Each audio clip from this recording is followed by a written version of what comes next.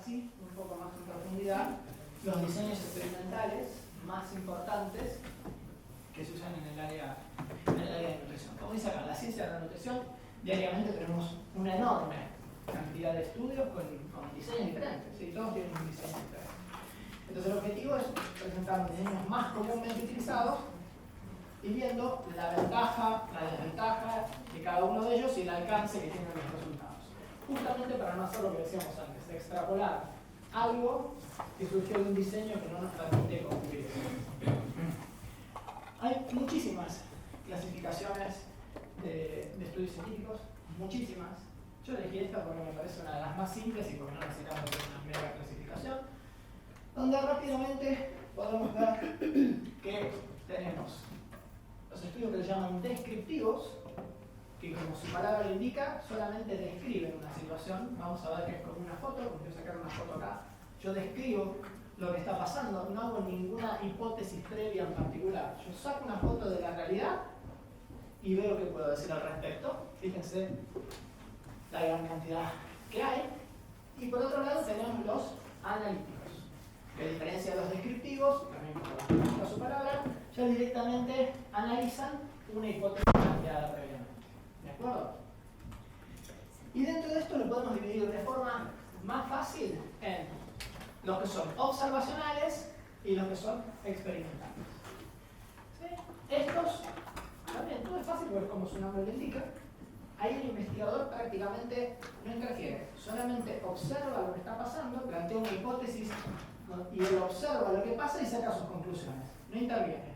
En cambio en el experimental, ya vamos a ver cómo el investigador sí toma un papel preponderante e interviene, ¿sí?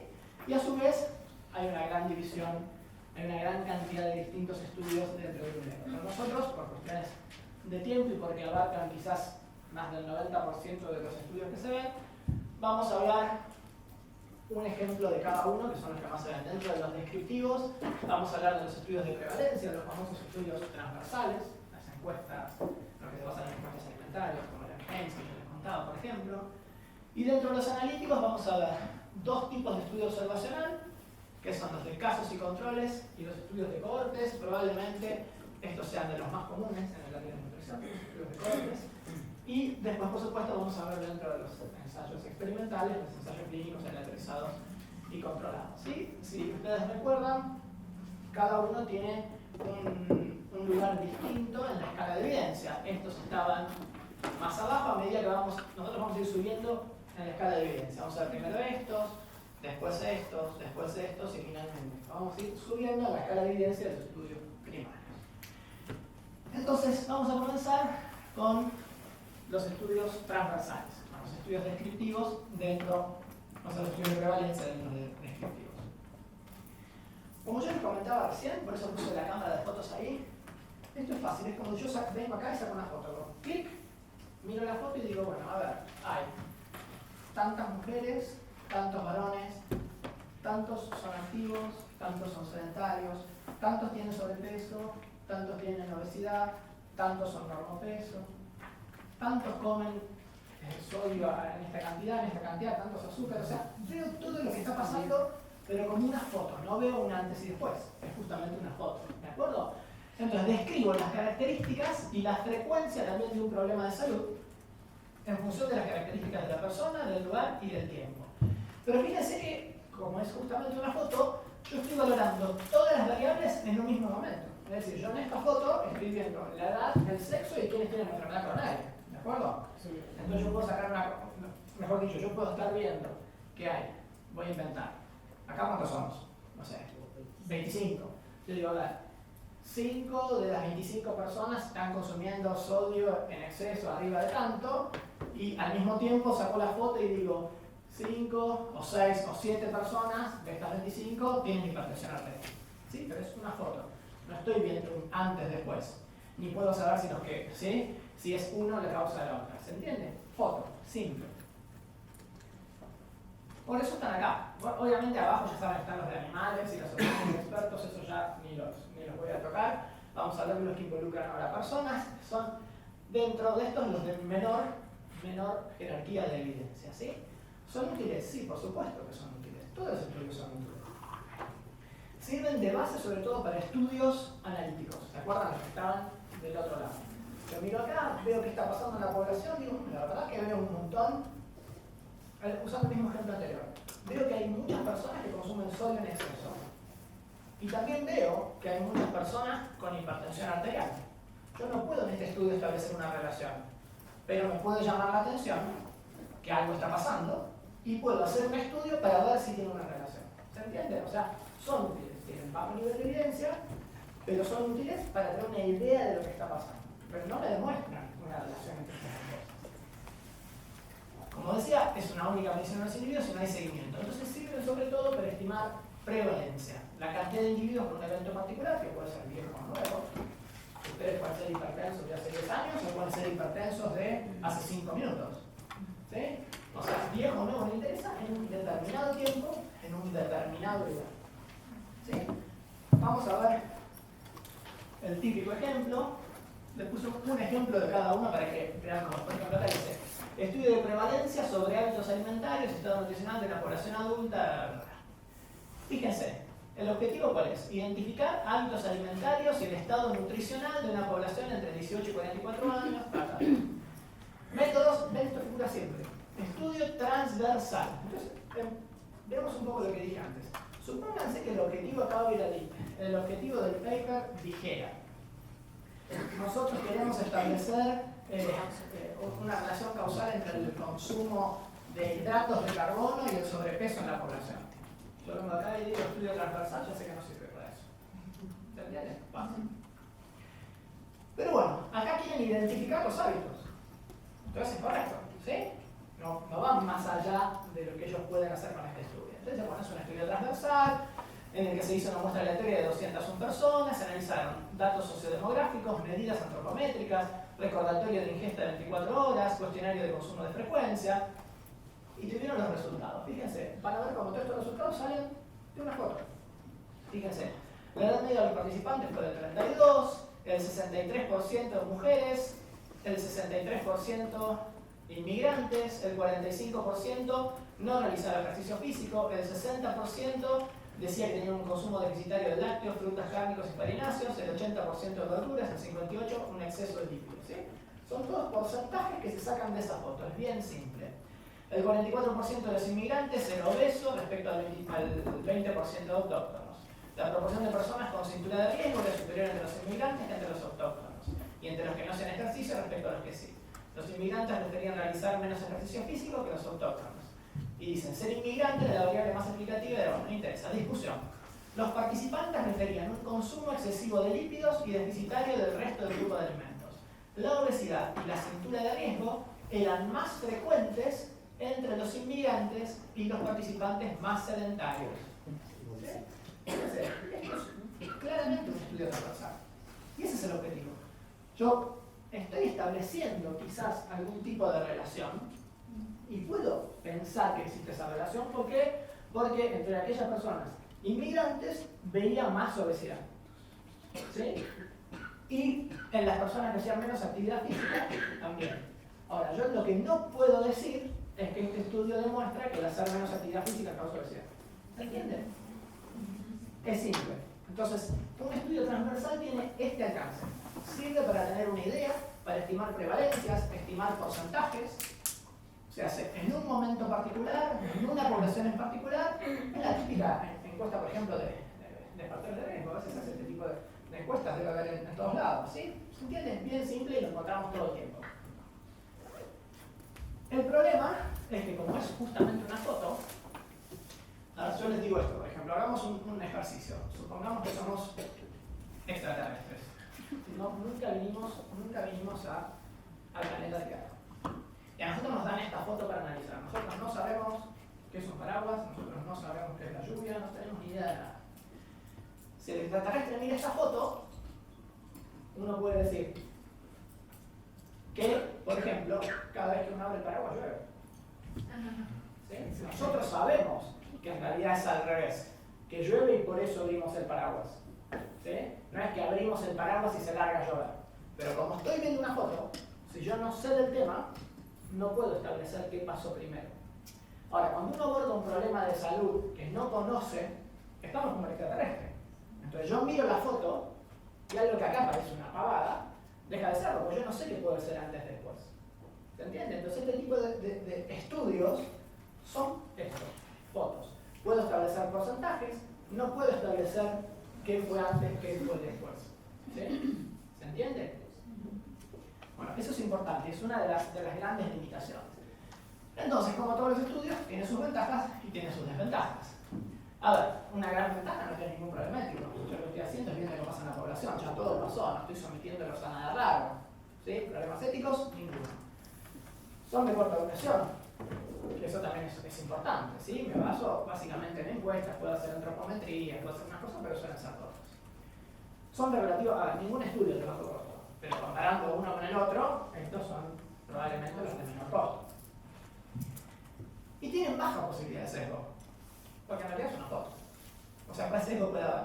Me voy a confundir un hombre con una mujer, un inmigrante, un no inmigrante, alguien que tenga sobrepeso, alguien que no lo tenga. No, tienen poca posibilidad de sesgo. Las grandes desventajas no son útiles para ver el mecanismo causal de una enfermedad, lo que vimos recién.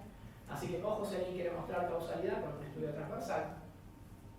Y no sirven para evaluar una hipótesis previa de causalidad. ¿Por qué? Por lo que les mostré recién con la foto del paraguas. No puedo ver la secuencia temporal, porque yo estoy sacando información del factor de riesgo y de la enfermedad en el mismo momento. Yo en el mismo momento estoy viendo consumo de sodio e hipertensión. Entonces no puedo establecer una relación temporal. ¿Qué pasó primero? ¿Qué pasó después? ¿Se entiende? Todo lo que vos quieras agregar, vos metés, que nosotros tenemos un montón de cosas para... Hasta acá este es el estudio más sencillo de todos. ¿Alguna duda de esto? Es bien, esto es bien fácil. Yo agregaría quizás que el potencial que tienen los estudios transversales es muy amplio en el área de alimentación, ¿no? O en el área de nutrición, porque nos van a permitir caracterizar a la población y definir como las prioridades o establecer cuáles son los puntos críticos para ese contexto y de cierta manera no evalúan hipótesis, pero sí sugieren las hipótesis, ¿no? Exacto, entonces, por eso la sugieren. la ventaja. Sí, totalmente. De hecho, nosotros estamos haciendo estudios transversales justamente de alimentación. Por ejemplo, ven que en Argentina menos del 3% de la población consume legumbres, por ejemplo. Sí, debemos ser los países que menos legumbres consumen. En América Latina, lejos somos el que menos legumbres consume. Incluso sirven mucho para apoyar políticas públicas de qué comemos en exceso, qué comemos en defecto. Por eso digo, todos los estudios tienen una utilidad. El asunto es darle el marco que corresponde. Por eso ese estudio estaba bien hecho. Lo que querían ver era lo que pasaba y lo que pasaba. Y además, sí, como dijiste recién y como comenté hace un rato, me permiten ver estas cosas. Digo, bueno, a ver, estoy viendo factor de riesgo y enfermedad al mismo momento, al mismo tiempo. No puedo establecer una razón tal. Pero me permite decir, ¿por qué no hacemos un estudio, por ejemplo, observacional para ver el factor de riesgo? Porque algo me llamó la atención. Sí, son generalmente un primer paso. Pasemos ahora a los analíticos. Dentro de los analíticos, los observacionales. ¿Sí? En línea general, bueno, como dijimos recién, ya no son analíticos, sino que describen una hipótesis. Fíjense, este estaba acá, ahora acá ya estamos en el medio de la pirámide. ¿Sí? Se encuentran en la mitad de la jerarquía. Y la verdad es que si están bien hechos, pueden dar muchas pruebas, pueden proporcionar pruebas sólidas. Vamos a empezar a ver los dos más importantes. Empecemos por el estudio de casos y controles. ¿Por qué se llama casos y controles? Porque yo es lo que defino de inicio. Defino un grupo al que le voy a llamar casos y un grupo al que voy a llamar controles. ¿Sí? El grupo de casos son aquellas personas que tienen una condición en particular. Supongamos una enfermedad. ¿Sí? Y los controles son aquellos que no la van a tener. ¿Sí? Hagan de cuenta, yo quiero estudiar, no sé, cáncer de pulmón, entonces voy a un registro y me armo un grupo con 300 personas con cáncer de pulmón. ¿Sí? Y me armo otro grupo, idealmente comparable con el anterior, que no tenga cáncer de pulmón. ¿Se entiende? Parto de los casos, todos enfermos, con los controles, todos sanos. ¿Sí?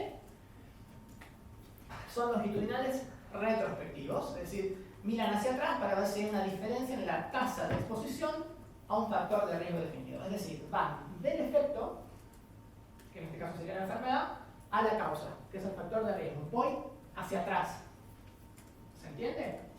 No son longitudinales prospectivos. Voy hacia atrás. Parto de enfermos y sanos y voy en busca de qué eventuales factores de riesgo ellos estuvieron expuestos.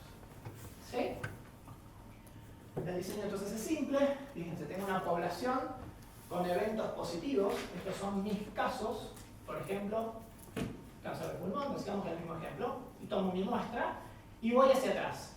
Y miro su historia clínica. A ver, de los que tenían cáncer de pulmón, ¿cuántos estuvieron expuestos al tabaco? Entonces voy a ver que, por ejemplo, una gran cantidad de esta muestra, que son todos con cáncer de pulmón, una gran cantidad estuvieron expuestos al tabaco. Pero hay otra proporción de la población que teniendo cáncer de pulmón nunca estuvieron expuestos al tabaco. Y también tengo mis controles, mi gente sana, ¿de acuerdo? Y en mi muestra voy a ver, bueno, ¿cuántos de los sanos estuvieron expuestos? Yo voy a ver que de los sanos, una buena mayoría, en este caso, no estuvo expuesto al tabaco y hay otros que estuvieron fumando y nunca tuvieron cáncer. ¿Se entiende? Parto del enfermo y voy en busca de un eventual factor de riesgo. ¿Hasta aquí vamos bien? Ejemplo, como hicimos en el otro. Fíjense. Asociación entre los macronutrientes de la dieta y la obesidad en infancia y adolescencia. Estudio de casos y controles. ¿Sí? Bueno, el objetivo, valorar, mediante un estudio epidemiológico de casos y controles, la asociación entre la composición de macronutrientes y la obesidad en niños, bla, bla, bla. ¿Qué hicieron? Se reclutaron 178 casos. Los casos que van a hacer en este caso. Niños con obesidad, ¿no es cierto? Fíjense, niños y adolescentes con obesidad. Por supuesto, y lo definen, no voy a entrar en detalle porque no vamos a leer este artículo, mayor a percentilo tal. Entonces, son los casos. Los controles fueron emparejados individualmente por edad y sexo. O sea, mi grupo va a ser un mismo grupo de niños y adolescentes que no padezcan obesidad. Muy bien, se realizaron entrevistas individuales para recoger información sobre la frecuencia de consumo de alimentos mediante cuestionarios previamente validados. Se dividieron en hidratos de carbono, proteínas, grasas, subtipos de grasas, se dividieron en quintiles, bla, bla, bla, bla. Resultados. O sea, ¿qué hicieron? Partieron de un grupo de chicos gorditos y de un grupo de chicos flaquitos. Y fueron para atrás a ver qué habían comido. ¿Sí? Entonces, ¿qué encontraron? La composición de macronutrientes de la dieta era similar en los casos y en los controles, excepto para las grasas poliinsaturadas que se asociaron inversamente a la obesidad. ¿Sí? Entonces, aquellos que consumían más grasas poliinsaturadas, mejor dicho, al revés, aquellos que estaban en el grupo flaquito, terminaban comiendo más grasas poliinsaturadas. ¿De acuerdo? Conclusiones. Nuestros resultados sugieren una asociación inversa entre una mayor ingesta de grasas poliinsaturadas y el riesgo de obesidad. Sugieren una asociación inversa. ¿Se entiende cómo está planteado este tipo de estudio? Entonces, a diferencia de los transversales, acá yo hice un planteo previo de hipótesis. Digo, bueno, a ver, voy a ver. Tengo dos outcomes distintos. Voy a armar dos grupos diferentes. El que tiene la patología o el outcome que yo quiera y el que no la tiene. Y voy a ir hacia atrás a ver si encuentro un factor de riesgo. Y los analizo y veo si alguno correlaciona con el otro o no. ¿Hasta aquí vamos bien? Sí. Entonces, al inicio, idealmente los grupos deberían ser idénticos, bien comparables en edad, sexo, todo, excepto en el outcome de la enfermedad. Tengo los chicos gorditos y tengo los chicos flaquitos, ¿sí? Otra vez, como bien dice ese artículo, por eso yo les puse algunos ejemplos que están bien. Estos estudios pueden sugerir asociaciones entre un factor de riesgo y el desarrollo de la enfermedad, pero por supuesto tampoco pueden mostrar causalidad. ¿Se entiende por qué no pueden mostrar causalidad, no? Sí. Y después lo vamos a ver mañana. La principal medida del resultado de estos estudios se llama odds ratio. Lo vamos a ver mañana. Es una especie de riesgo relativo para este tipo de estudios y vamos a entender la diferencia. Pueden proporcionar resultados rápidos, son más económicos que otros estudios analíticos, ¿sí? Esto, fíjense que es, así como el primero era una foto, esto es como una película pasada al revés.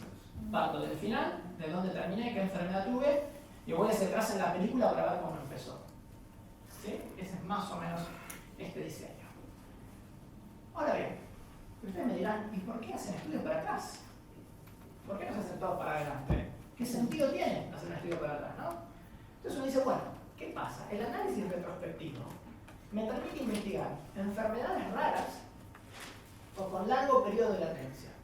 ¿Por qué? Porque ustedes imagínense lo siguiente. Si yo, por eso digo que todos son útiles. el asunto es, yo por ejemplo, para el estudio anterior yo no hubiera usado casos y controles. Ahora van a entender por qué. A ver, imagínense una enfermedad muy rara. 1 en 100.000. Que la incidencia sea 1 en 100.000. ¿Sí? Si yo quisiera hacer un estudio prospectivo, y es una enfermedad que termina desarrollándose 1 cada 100.000 personas, yo tendría que arrancar de una muestra de 10 millones de personas para tener después 10 casos, ¿entiende? Entonces no puedo, es una enfermedad muy rara. Entonces la única forma que yo tengo de estudiarlo sin hacer un estudio que involucre a 100 millones de personas es partir al revés. Es partir de los enfermos, que aunque sea 1 cada 100.000, yo ya tengo un registro y puedo juntar 100 enfermos e ir para atrás. ¿Se entiende la utilidad? Si no, sería imposible hacer un prospectivo. Y lo mismo en enfermedades con largo periodo de latencia. Supónganse que yo quiero estudiar una enfermedad que se instaura en 30 años. ¿Sí?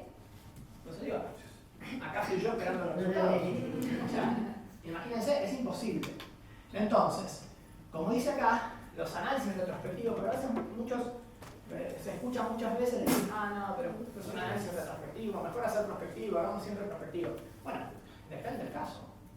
En este caso, insisto, si uno quiere evaluar un outcome raro, o sea, una enfermedad rara o con largos periodos de latencia, puede hacer uno de estos. Y además me da la ventaja de poder evaluar múltiples factores de riesgo, ¿sí?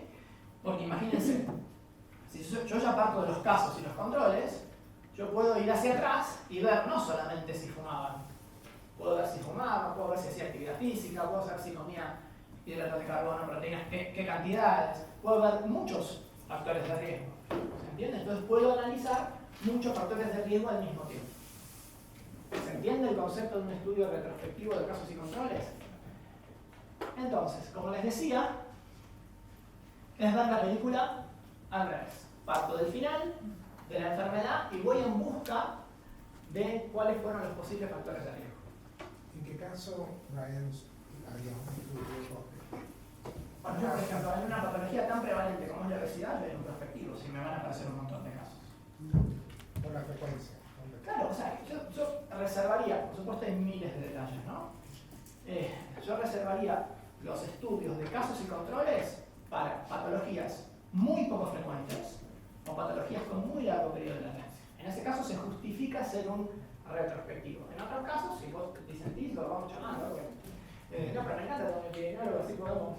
Entonces, bueno, en ese caso. Entonces uno ahí también tiene claro, yo por ejemplo, en el caso anterior, lo deben haber hecho por una cuestión económica y de tiempo, pero quizás para evaluar obesidad infantil, que es algo tan prevalente, pero tan prevalente, y quizás no fue el mejor de los diseños.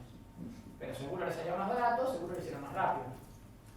¿Sí? Entonces, si yo tengo dos estudios observacionales con el mismo objetivo y tengo un retrospectivo, casos y controles, y un prospectivo de cortes, como vamos a ver ahora, y el resto supongamos que esté igual de buena calidad, yo me voy a quedar con el otro, porque el diseño ayuda más a contestar ese que este. ¿Se entiende? Sí. Aparte también se tiene que ver el aspecto de la ética, ¿no? Porque si yo quiero establecer a lo mejor una correlación entre fumar y que me dé cáncer, quiero hacer un prospectivo, no voy a poner a fumar a un grupo de personas para ver si les da cáncer. Claro, pero eso sería un ensayo clínico y autorizado. En un prospectivo, como vamos a ver ahora, sí lo podrías hacer. Porque hay gente que, cuando yo les pregunto a ustedes, ¿quiénes fuman? Y ya vienen fumando, yo los pongo en un grupo, ahora lo vamos a ver en el que sigue.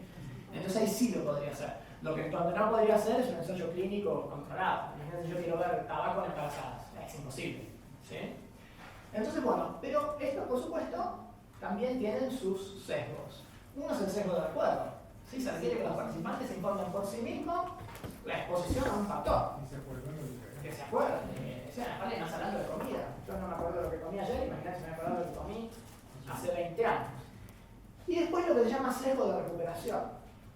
Que esto es la diferencia de cómo los dos grupos, los casos y los controles, pueden recordar eventos pasados. Ustedes imagínense, si yo quiero investigar muerte fetal, ¿no?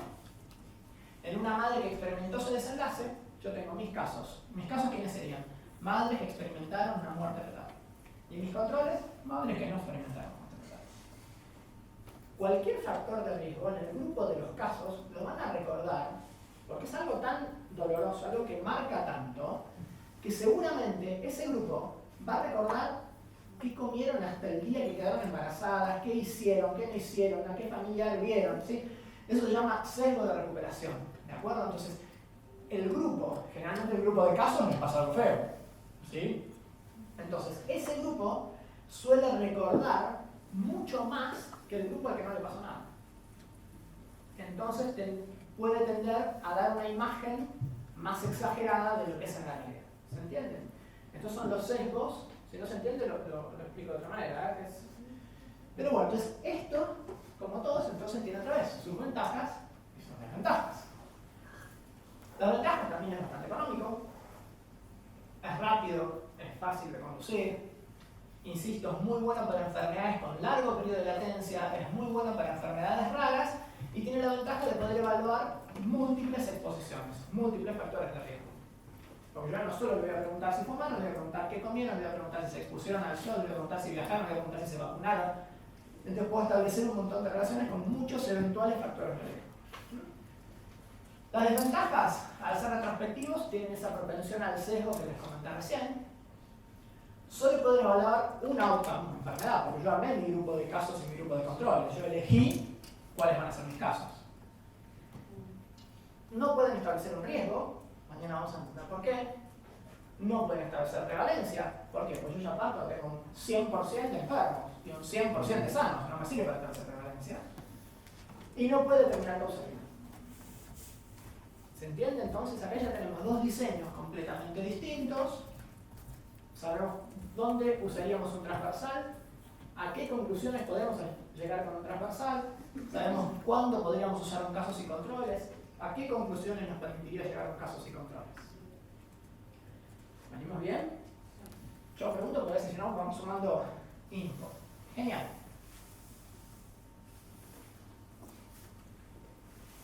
Ahora vamos a ver probablemente uno de los diseños más comúnmente utilizados en nutrición, que son los estudios de cortes. Los estudios de cortes están un poquito más arriba que los de casos y controles que vimos recién. Y es como lo que hablaba recién con el doctor, ¿no? Es un estudio observacional donde la exposición o no la eligieron ustedes, no la elige el investigador. Por eso no es un estudio experimental, es un estudio observacional, ¿sí? Y acá parto de un grupo de individuos expuestos al factor de riesgo, que es la que se va a llamar cohorte expuesta, y otro grupo también, idealmente comparable en todo, pero no expuesto al factor de riesgo, cohorte no expuesta. Y estudio la incidencia de la enfermedad en ambas cohortes. Fíjense, usando el mismo ejemplo del casos y controles, yo ahora no es que elijo cáncer de pulmón sanos y voy a buscar los factores de riesgo. Acá hago al revés. Yo pienso primero en el factor de riesgo. Digo, pregunto, ¿quién fuma? Levantan la mano, los pongo en este lado. Ustedes van a hacer la cohorte expuesta al tabaco. ¿Quién no fuma? Ustedes. Los pongo en este lado. Ustedes van a hacer la cohorte no expuesta al tabaco. Los voy a seguir una determinada cantidad de años, longitudinal, prospectivo, y voy a ver qué desarrollan. Cáncer de pulmón, pero acá al revés. Parto de un factor de riesgo y puedo ver muchas enfermedades. Capaz que desarrollaron arteriosclerosis. ¿Sí? Depende de los outcomes que yo quiera marcar. Entonces, en el estudio anterior, yo partía de una enfermedad e iba en búsqueda de muchos factores de riesgo. En este estudio, yo parto de un factor de riesgo y voy en busca de muchas enfermedades. ¿Se entiende? Te diría que son complementarios. ¿Vamos bien?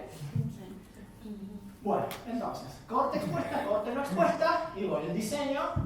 Como ven, es al revés al anterior. Yo parto de la población, la muestra. ¿Quiénes están expuestos? No sé, al sol. ¿Y quiénes nunca toman sol? ¿Sí? Y quiero ver melanoma. Entonces veo, a ver, bueno, de los que estuvieron expuestos al sol, ¿cuántos desarrollaron melanoma? De los que no estuvieron expuestos al sol, ¿cuántos desarrollaron melanoma? Y acá sí saco el riesgo relativo, que al igual que el odds ratio lo vamos a ver mañana. Esto haciendo la misma analogía, que para mí es muy clara, haciendo la analogía de la foto, de la película para atrás y la película para adelante, esto es como ver la película normal. Parto de un factor de riesgo, lo sigo y veo que desarrolla. ¿Se entiende? Bueno, los más comunes son longitudinales prospectivos. ¿Y cómo habitualmente uno tiende a reclutar los grupos de cortes? O por área geográfica, el estudio más famoso probablemente sea el Framingham, lo deben haber escuchado todos. O por ocupación, por ejemplo el Nurse Health Study. ¿Sí? Van a agarrar un grupo de enfermeras que los va siguiendo para un montón de cosas. Ustedes van a ver que los estudios de cohorte generalmente o tienen el nombre de la ciudad o tienen el nombre de la profesión y los empiezan a estudiar. Eso es lo más común, hay otras formas de elegirlos también. ¿Sí? Entonces, el estudio sigue a estos participantes durante mucho tiempo y el outcome ya lo vimos, al revés que el anterior. Acá vamos de causa, factor de riesgo, a efecto, enfermedad. La medida es el riesgo relativo. Vamos a ver un ejemplo. Estudio prospectivo europeo sobre cáncer y nutrición, EPIC. ¿Sí? Acá dice, el EPIC es un estudio prospectivo nutricéntrico coordinado por el IARC, que empezó en 1993, recogiendo muestras de sangre de tantos centros. Fíjense, los estudios de cohorte generalmente son muy masivos, juntan mucha gente. ¿Sí? Entonces, acá se incluyeron 500.000 de participantes, fíjense, 520.000 individuos, de los cuales 366.000 son mujeres, 300 y pico hombres. Y que fueron viendo distintas incidencias de cáncer y las van relacionando con el consumo de fibra, fruta, verduras. Mañana vamos a ver uno que hizo mucho ruido hace poco tiempo, que era el consumo de carnes procesadas con el cáncer colorectal. Eso vamos a ver, que es un estudio de este tipo y es muy interesante lo que han hecho con las estadísticas. Pero bueno, este estudio van a ver un montonazo. Obviamente, por eso van a ver que hay tantos participantes. Debo seguir un número muy significativo de participantes por el sesgo de deserción, porque ustedes imagínense que a veces lo sigo 10, 20, 30 años. Sigo un montón de gente mucho tiempo. Y obviamente hay gente que abandona, gente que se cansa, gente que se muere. ¿Sí? Y acá, así como el anterior era bueno para enfermedades raras, por eso yo juntaba a los enfermos e iba para atrás, estos son buenos para exposiciones raras. ¿Sí? Porque parto de un montonazo de gente, entonces alguno puede desarrollar una exposición rara. ¿Sí? Suelen ser muy costosos y consumir mucho tiempo. Ventajas, generalmente prospectivos, pueden establecer un riesgo, el riesgo relativo, pueden evaluar múltiples desenlaces, es la multiefectividad de un factor de riesgo, lo que vimos recién. Es bueno para exposiciones raras, pero las desventajas son carísimos, son largos, muy largos, difíciles de conducir. A veces no solo se mueren los participantes, se mueren los investigadores, en serio. Van a ver muchos papers ahí que les aparece la crucecita al costado, porque en serio, duran tanto que a veces se mueren los investigadores. No son buenos para enfermedades raras, ni son buenos para enfermedades con largo periodo de latencia. Con lo cual una de ellas puede ver cómo uno va, como decimos nosotros, arrimando el bochín, ¿no? Sabemos ya que si quiero hacer una cosa voy a elegir este, si quiero hacer otra voy a elegir este. Eso como investigador, pero a la hora de analizarlo voy a ver al revés. Digo, de acuerdo a este objetivo, y sin mirar, digo, ¿qué pienso? Bueno, esto tendría que haber utilizado un caso sin controles, miro, transversal, no. Esto tendría que haber utilizado un cohortes. ¿Y qué usar? ¿Sí? Entonces uno lo piensa al revés, a la hora de hacer el análisis. Como investigador uno dice, quiero ver esto, ¿cuál es el mejor diseño que debería ser? Ahora, como analista crítico de la evidencia, lo pienso al revés. Miro el objetivo, digo, con este objetivo, ¿qué diseño tendría que utilizar? Y voy a ver qué es lo que quiere. Pero bueno, lo importante de los estudios observacionales es que pueden evidenciar una correlación, pero nunca, jamás, una relación causal. Este es el tema clave, que les diría, como comentaba ayer, que junto con la extrapolación de estudios de animales a seres humanos, la interpretación errónea de los estudios observacionales atribuyéndoles causalidad, si sumamos esas dos cosas, yo creo que tenemos el 90% de los errores de interpretación en la ciencia. Por eso es un tema muy importante de entender. Yo ahí le agregaría quizás a los estudios de tipo cohorte, que bueno, a lo mejor nosotros consideramos que tienen un mayor peso metodológico, pero uno de los grandes problemas es que asumimos también que las exposiciones son constantes. Y por ejemplo, en el caso de la alimentación y nutrición, pues hay fluctuaciones que dependen de N factores externos, ¿no? Pensando a lo mejor en un ejemplo, consumo de ácidos grasos. Ahorita, si hiciéramos el estudio en enero y hiciéramos la evaluación en ese momento, el seguimiento, etcétera, va a ser muy diferente a si lo empezáramos a correr en marzo o en abril, ¿no? Por esto del consumo de pescado, Semana Santa, pero pues eso tiene una explicación ajena a la verdadera exposición, ¿no? Entonces, creo que también ahí es donde existe como un área como complicada para la manejo de la temporalidad y el asumir que esa exposición se mantiene como constante y el establecer como las mediciones al interior para evaluar esos posibles cambios, ¿no? Porque a lo mejor podemos empezar siendo fumadores y a los 6 meses dejamos de ser fumadores y después somos fumadores muy activos y lo mismo como para el consumo de ciertos nutrientes. Exacto, y lo que vos decís que es tal cual, en nutrición es 10 veces peor, porque cambia mucho más, es muy difícil hacer un buen estudio en nutrición, muy difícil. Por eso que no es capricho, como que uno siempre dice que mala calidad, que mala calidad, es complejísimo. Porque uno a lo largo del tiempo va cambiando muchas veces el patrón de alimentación. No pasa tanto, por ejemplo, con el cigarrillo o con otras cosas, ¿sí? Pero con la nutrición es realmente complejo. Entonces, fíjense, a ver, ¿por qué es difícil establecer una relación causal? Primero por algo obvio, porque los procesos fisiológicos son el resultado de interacciones muy complejas. Todos acá que tenemos fisiología, o metabolismo, química, sabemos que son cosas complejas, que no es este causa este. Hay millones de cosas que se entrelazan, ¿sí? Entonces, podrían pasar dos cosas. Por un lado, podría ser que una correlación ocurra simplemente por casualidad. Por casualidad. Eso es lo que se llama correlación espuria, donde dos o más eventos no están relacionados de manera causal para nada, pero pueden parecerlo por coincidencia. Yo les recomiendo, si quieren divertirse, hay una página que se llama Spurious Correlations, no sé si la conocen, es muy graciosa. Les traje 2 ejemplos de correlaciones espurias que dichos son reales, no son inventadas. Se encargan de hacer correlaciones de cosas que pasan y son muy divertidas. Fíjense, por ejemplo, acá hacen una correlación en la tasa de divorcio en Maine con el consumo per cápita de margarina. No tiene nada que ver con la otra, pero la correlación está perfecta. Fíjense, ¿sí? A medida que baja el consumo de margarina, baja la tasa de divorcio. Es una correlación espuria, claramente. ¿Sí? Uno hace los números y te da 0,9999. Perfecto, pero es casualidad. ¿Sí? Acá hay otra, por ejemplo. Los números son reales. Es una página que lo hacen chicos que saben del tema, son científicos, hacen estadística. Se las recomiendo. Fíjense. Consumo per cápita de queso con el número de personas que mueren estranguladas entre las sábanas. Esto es tal cual. Y hay millones de estas. Bueno, esto se llama correlación espuria. Es decir, hay dos cosas que pueden correlacionar sin ninguna explicación. Simplemente porque los números machean. ¿De acuerdo? Y después hay algo que es mucho más complejo, que es lo que nosotros nos vemos envueltos a la hora de analizar un estudio observacional. Los que estuvieron en la charla de ayer lo van a escuchar 2 veces, les pido disculpas, pero era para los estudiantes de ayer. Así que les voy a contar de nuevo, eso era una correlación espuria, y ahora vamos a hacer algo que es más complejo de entender, que no es una correlación espuria, sino que es que una correlación ocurra por algún factor desconocido. Los invito a ver solamente la curva azul, olvidémonos de la roja por este momento. Veamos la curva azul que habla de venta o consumo de helados acá en el hemisferio norte, ¿sí? ¿Qué vamos a ver? Enero, febrero, marzo no se consumen helados, abril, mayo, junio empieza a subir el consumo de helados, julio, agosto, tope de consumo, septiembre, octubre, noviembre baja el consumo de helados, diciembre casi nadie más come helados. ¿Hasta acá vamos bien? Damos una vuelta de página, les invito a ver solamente la curva roja. Reportes de ataques por tiburones. Enero, febrero, marzo, no hay casi reporte de ataque por tiburones. Abril, mayo, junio, empieza a haber ataques por tiburones. Julio, agosto, explota el ataque por tiburones. Septiembre, octubre, noviembre, empieza a bajar. Diciembre, no hay más reporte de ataque por tiburones. ¿De acuerdo?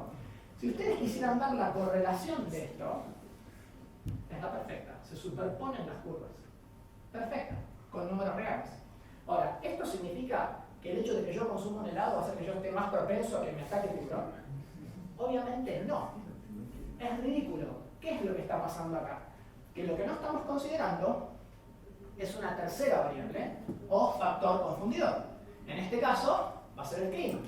Es el clima que en los meses fríos hace que yo no me meta al agua y por eso no haya reporte de ataque de tiburones y que yo no consuma tanto helado. Y en los meses más calurosos me meto más al agua, por eso me atacan más los tiburones y además consumo más helado.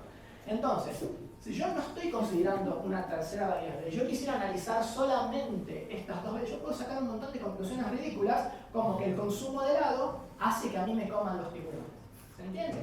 Esto se llama variable oculta o factor confundidor, que esto que yo sé que parece una pavada, pero lo explico así para que cause gracia, y ahora vamos a ver un ejemplo de la vida real.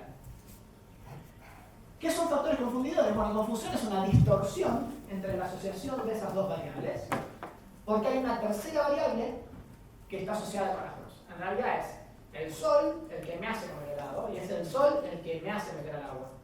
¿Sí? Pero yo no estoy viendo el sol, miro solamente el helado y los tiburones, entonces pienso que esa es la relación. Vamos a ver ahora un ejemplo nutricional, pero esto pasa todo el tiempo y lo van a ver en el taller y lo van a ver un montón de veces.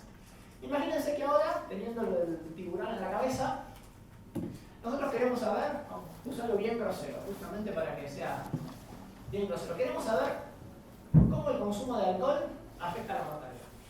Entonces yo hago un estudio de cohorte, digo, bueno, a ver, chicos, ¿quiénes de acá son grandes consumidores de alcohol? Levantan la mano, no me va a tocar a ustedes. Ustedes son grandes consumidores de alcohol. ¿Quiénes son abstemios? Ustedes. Entonces, hago mi grupo. Ustedes son grandes consumidores de alcohol, ustedes son abstemios. Pónganle después lo que quieran, Pónganle que consumen gaseosas, que consumen mayor cantidad de productos con gluten, que consumen más tolerantes, lo que se les ocurra. Ahora vamos a hablar con el alcohol. Si yo sigo a ustedes y a ustedes durante mucho tiempo, el factor de riesgo era alcohol. Sigo y veo cuánto se muere.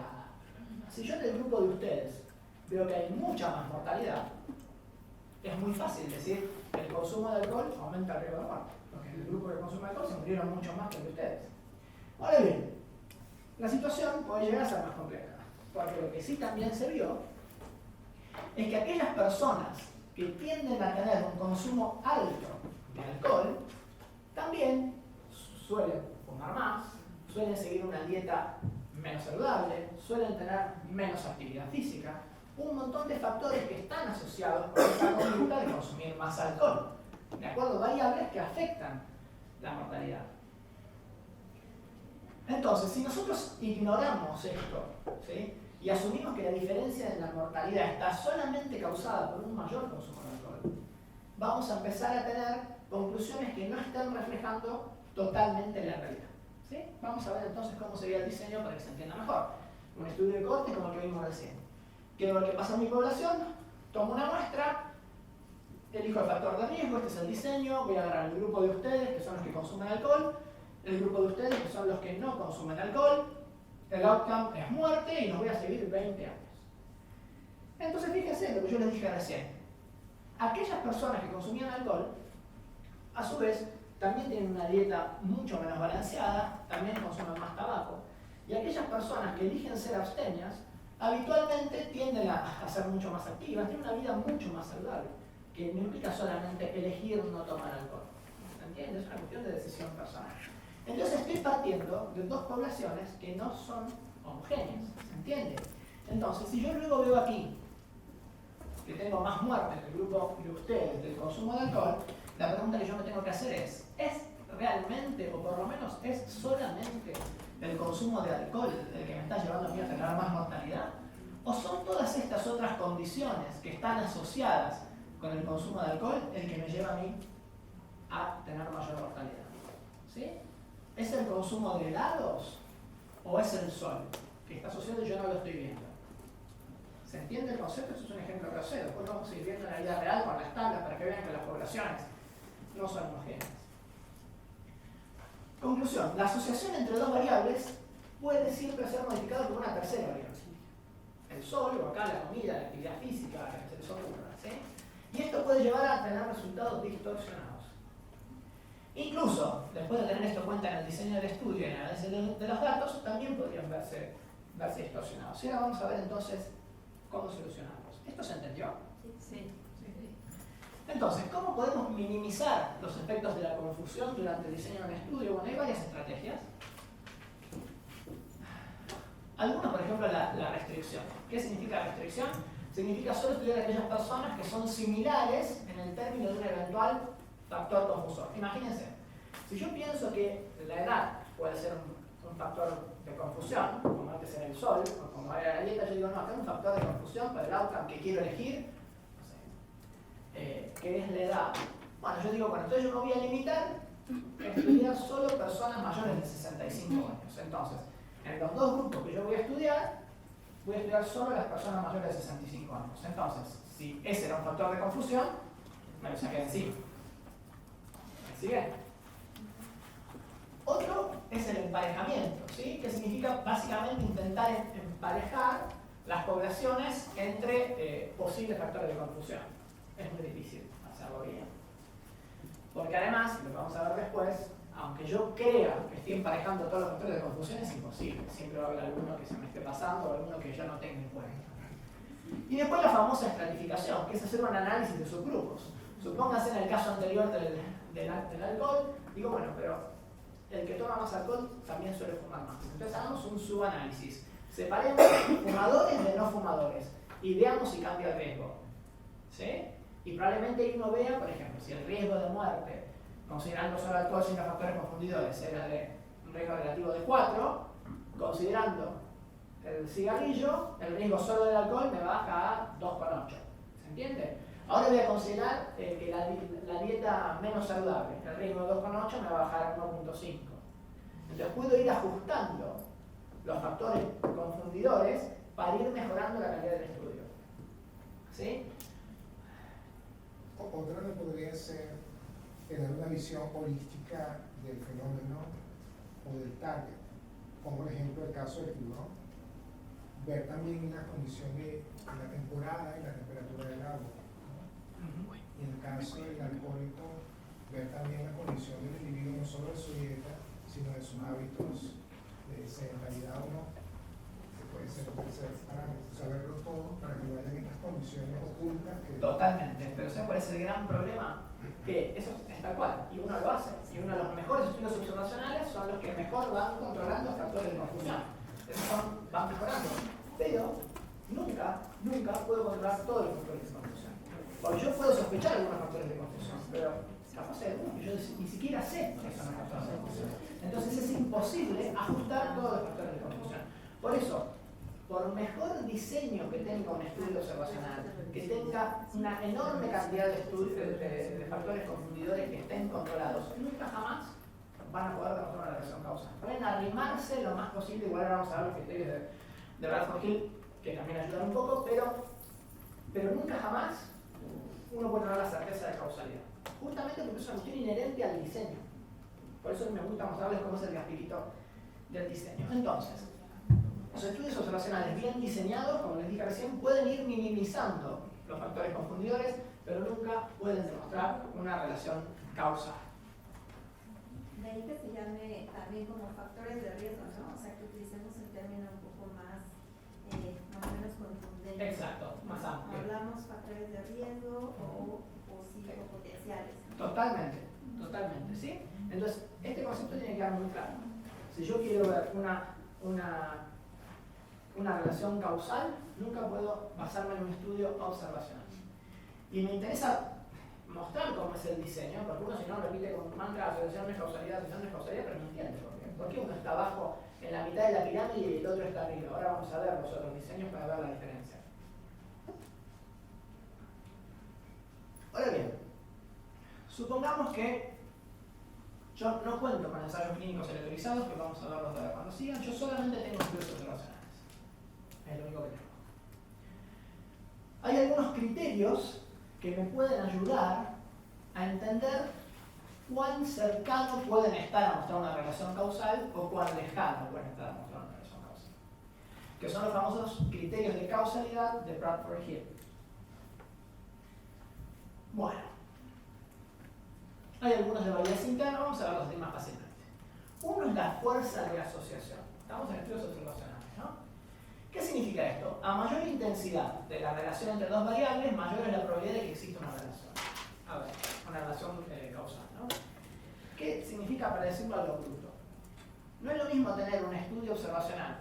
A ver, no riesgo, voy a dar un poco el caso. No riesgo es igual a 1. Riesgo relativo igual a 1 es igual a nada. Eso es 1, estoy igual con o sin el factor de riesgo, ¿de acuerdo? No es lo mismo tener un riesgo relativo de 1,1 a tener un riesgo relativo de 20. ¿Se entiende?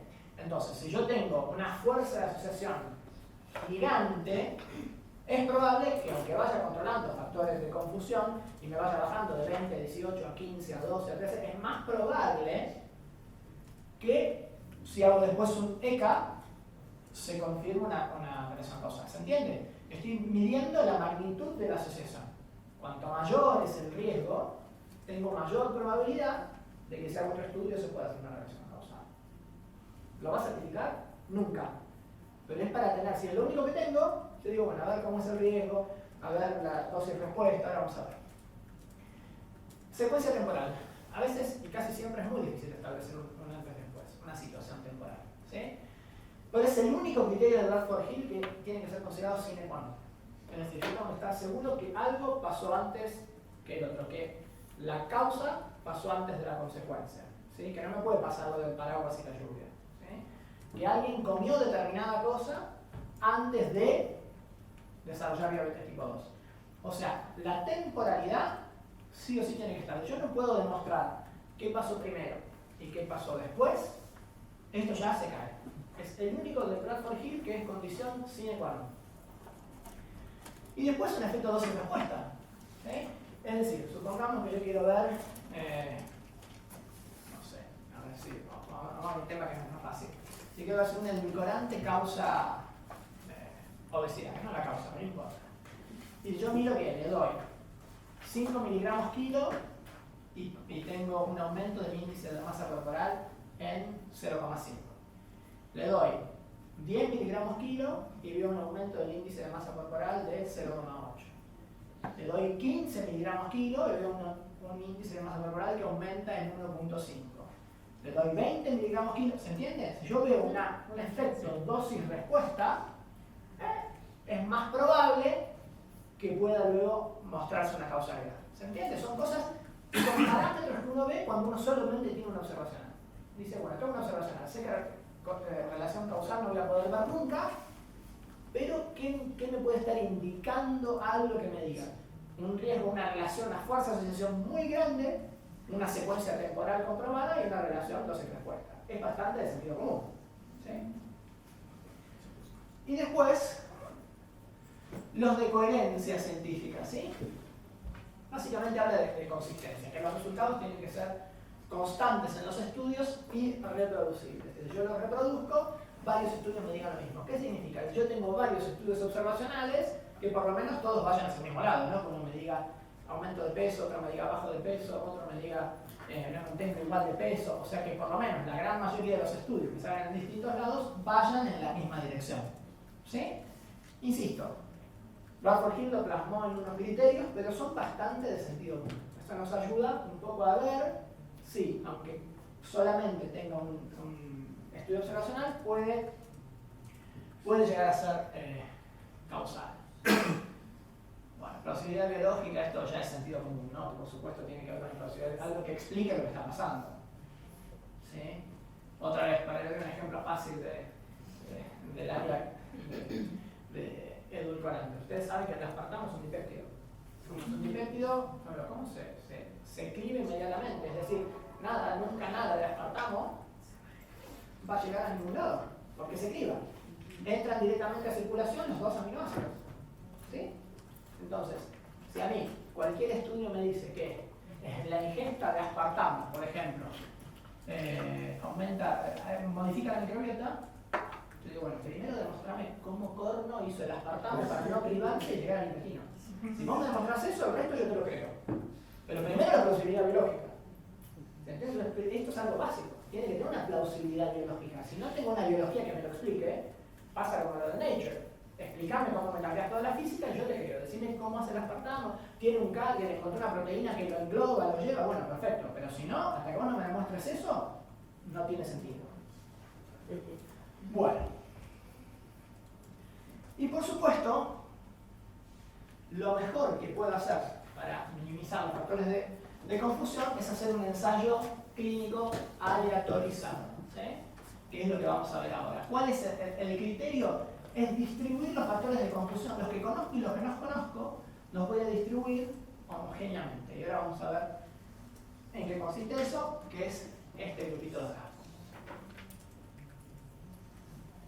¿Por qué es controlado y aleatorizado? Fíjense que ya estamos mucho más arriba. ¿Ven como cada uno que vamos viendo tiene algo mejor en el diseño? Por eso es que la cara de evidencia no es azarosa. tiene un porqué. Entonces, son controlados porque yo asigno al factor de estudio, un fármaco, una vacuna, una dieta, lo que sea, de forma controlada. Y es aleatorio porque el azar es el que decide a qué grupo va cada uno. Entonces, el objetivo es crear dos grupos de individuos prácticamente idénticos que solamente difieren en la presencia o la ausencia del factor estudiado. ¿Sí? Es decir, yo no parto ahora de un grupo fumador y un grupo no fumador, o de un grupo de gorditos y un grupo de flaquitos. ¿Sí? Yo acá aleatorizo. Pongo la computadora, a todos ustedes yo no les pregunté quién consume alcohol y quién no consume. ¿Sí? Yo pongo la computadora, uno va para acá, para acá, para acá, para acá, para acá, los divido aleatoriamente. Ahora vamos a ver, y eso hace que los factores de confusión se equilibren en los dos grupos. Los que conozco e incluso los que no conozco. Entonces, lo único que va a diferenciar, yo acá voy a partir de dos poblaciones que ya son idénticas, incluso para factores de confusión. Y voy a meter yo a cada grupo lo que quiero comparar. A ustedes les voy a dar una dieta alta en grasas y a ustedes una dieta alta en azúcar. Pero sé que el resto está equilibrado. ¿Sí? Fíjense, por ejemplo, acá. Ensayo clínico aleatorizado con una galleta enriquecida en inulina en el patrón de riesgo cardiovascular en pacientes obesos. Bueno, la inulina la conocen todos como probióticos, fijémonos el objetivo. El objetivo de nuestro trabajo es evaluar la respuesta del perfil de riesgo cardiovascular en pacientes obesos tras la inclusión en la dieta de una galleta enriquecida con inulina.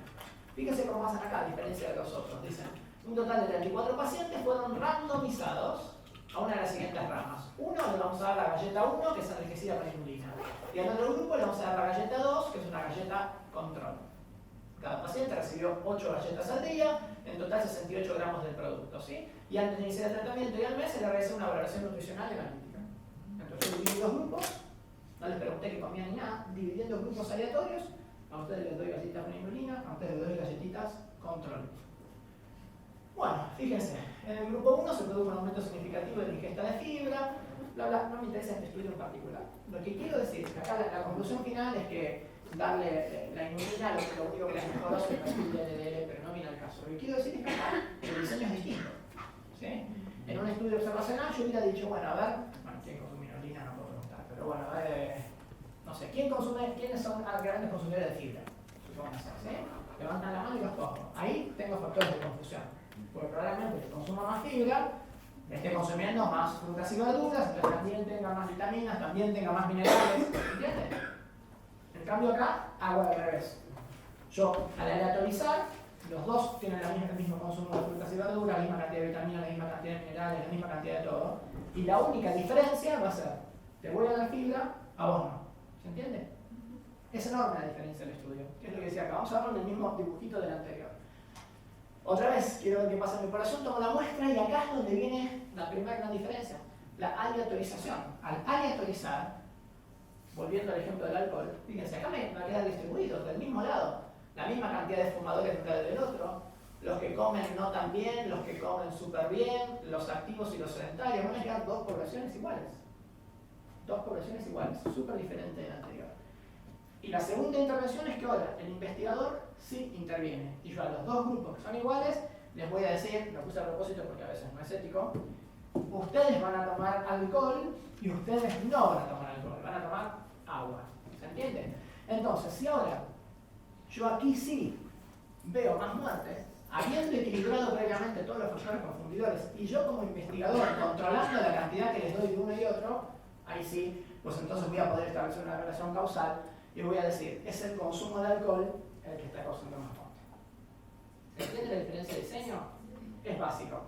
Es básico entenderlo porque es el ABC de por qué están arriba y por qué los distintos estudios tienen distintas jerarquías de evidencia. Obviamente las grandes limitaciones de esto son éticas, por eso están los ejemplos del alcohol. ¿Sí? Pues no puede investigar lo que quiera con un ECA, ¿sí? Las ventajas es el que mejor valora la utilidad de una intervención, tiene control sobre cualquier otro efecto, puede establecer una relación causal y permite el enmascaramiento. ¿Qué es el enmascaramiento? Deben haber oído hablar de simple ciego, doble ciego, triple ciego. Sí. ¿Sí? Simple ciego es cuando los pacientes ignoran el tratamiento que les doy. ¿Sí? Yo quiero probar una droga antihipertensiva, entonces tengo los dos grupos iguales, los aleatoricé, y yo les doy a ustedes un comprimido, no saben lo que es, les digo a ustedes un comprimido y no saben lo que es. Yo sé que a vos te estoy dando la droga antihipertensiva y que a ustedes les estoy dando un placebo. Eso es simple ciego. Solamente el que lo recibe desconoce lo que está recibiendo. Doble ciego es cuando ni ustedes ni el investigador saben lo que le está dando. Yo tengo una cajita blanca, una cajita negra, otra tercera persona sabe que hay en cada cajita, entonces yo no sé lo que te estoy dando ni vos lo que estás recibiendo. Doble ciego. ¿Sí? Y triple ciego cuando ni los pacientes, ni los médicos, ni quienes analizan los datos saben lo que recibieron. Eso es lo que mejor garantiza, ¿sí? Entonces, cuanto mayor enmascaramiento hay, mejor hace el estudio, menos bias. Entonces, fíjense, la asignación aleatoria garantiza que la edad, el sexo y que todas las demás características basales que podrían llegar a confundir una asociación, incluso aquellas que se desconocen, que yo no pueda controlar, se distribuyan por igual. Esa es la gran base de un ECA. Y el cegamiento es importante para mantener la comparabilidad de los grupos de estudio y para determinar que los resultados son analizados de forma imparcial. ¿De acuerdo?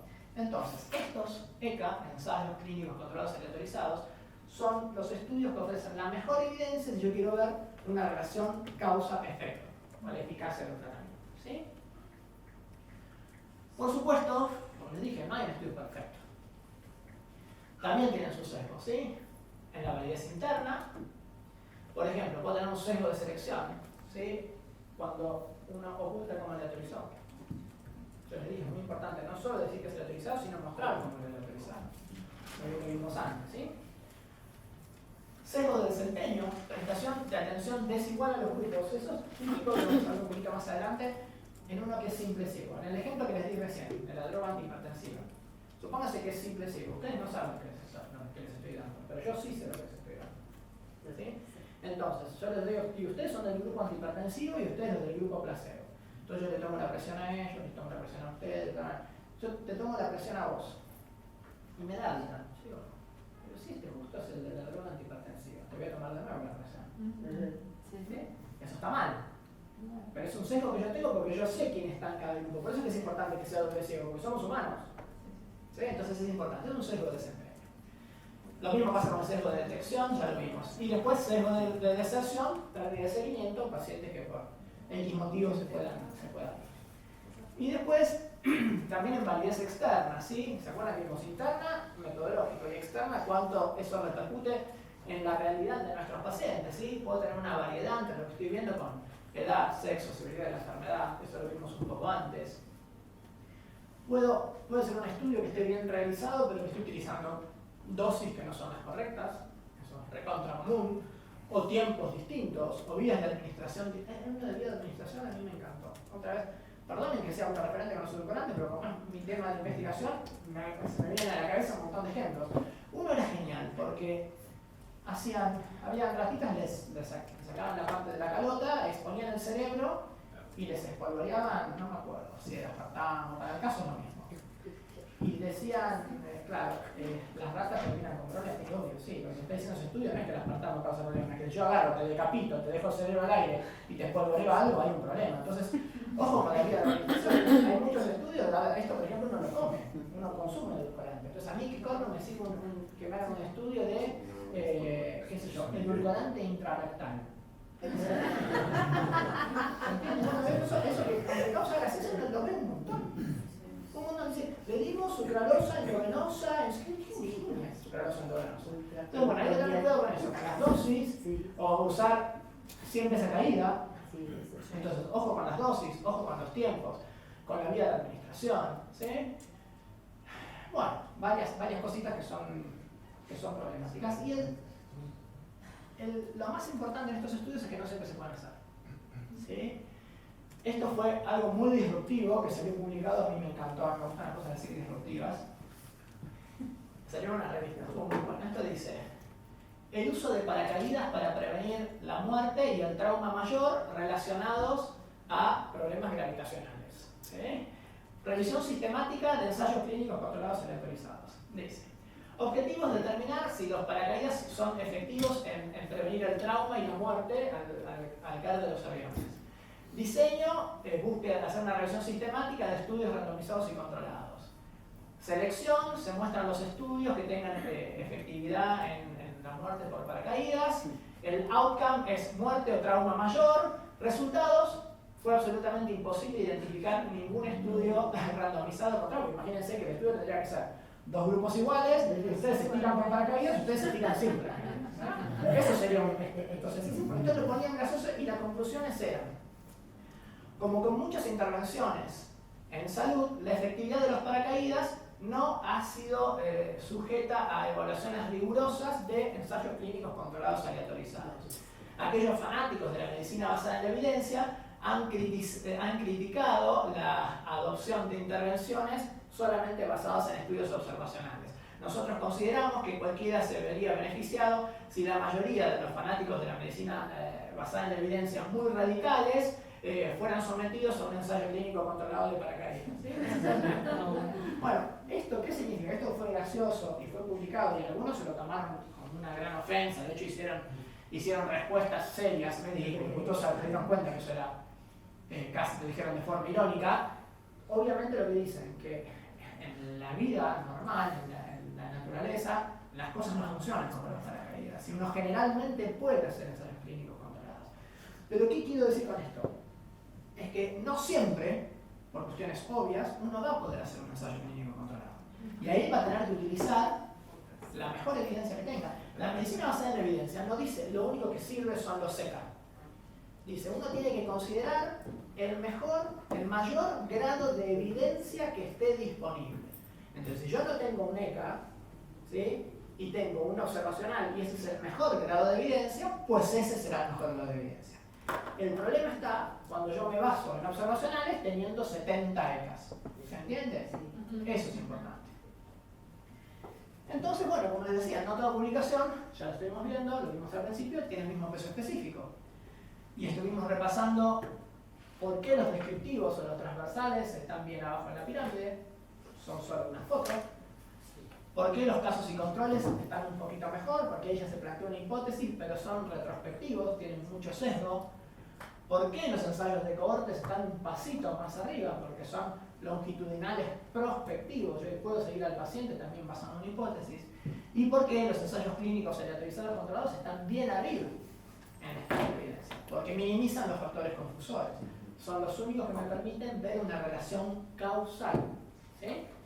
Entonces, esto hicimos para ver que esta pirámide no es caprichosa, tiene un basamento en el diseño y en función de lo que yo quiera estudiar, va a ser el estudio que tengo que aplicar.